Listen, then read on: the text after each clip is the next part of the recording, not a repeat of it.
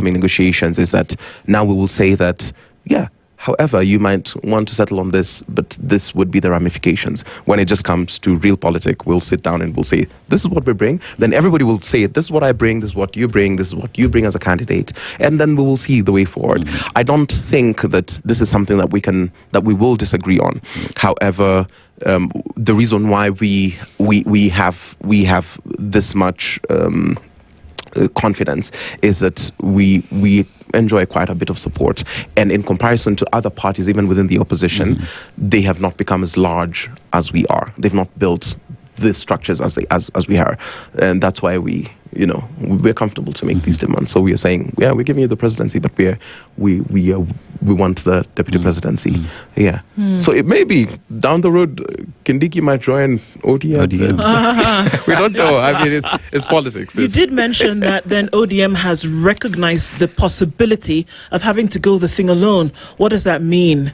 Is it a breakup, or is it the breakup completely, or the breakup where you still see your ex on Saturday? What are we talking about here? I don't think it's a breakup. It's just, I would say it's just liberty. It's you posting something on your status. The relationship is still very stable, but every once in a while I'll post a dark joke, and my girlfriend will be like, hey, babe, what's that about? But if the reason I was bringing that up is in the past, that's what we had said. But right now, I think it's fully settled that we are in a committed partnership with President Ruto, and we will work with him to the very end in 2027. And it's not because we're saving a sinking ship or whatever. There are tangible results. There are some reforms and radical improvements that we've seen come from this administration. It suffers its faults greatly. There are areas which could be done better, and I've seen improvements, especially in things to do with human rights. However, it's constant improvement.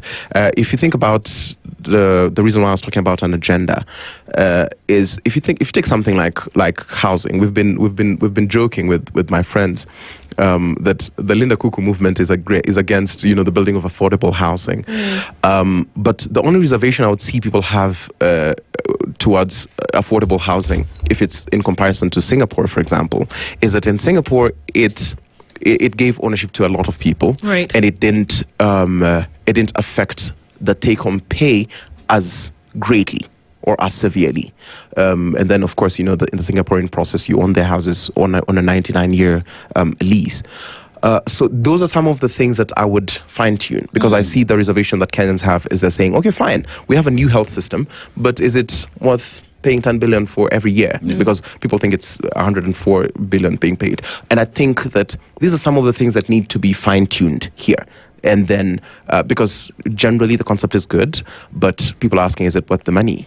So we have to, ease and walk with people through policy and onboard them, ensure that you reduce the resistance. If you look at, for example, the two previous finance bills, the bill of 26 and 25, there has been a deliberate effort to ease and to the point where the minister is going to the Bunge la Mwananchi and whatnot to ensure that as much as you can, you try and carry people in policy.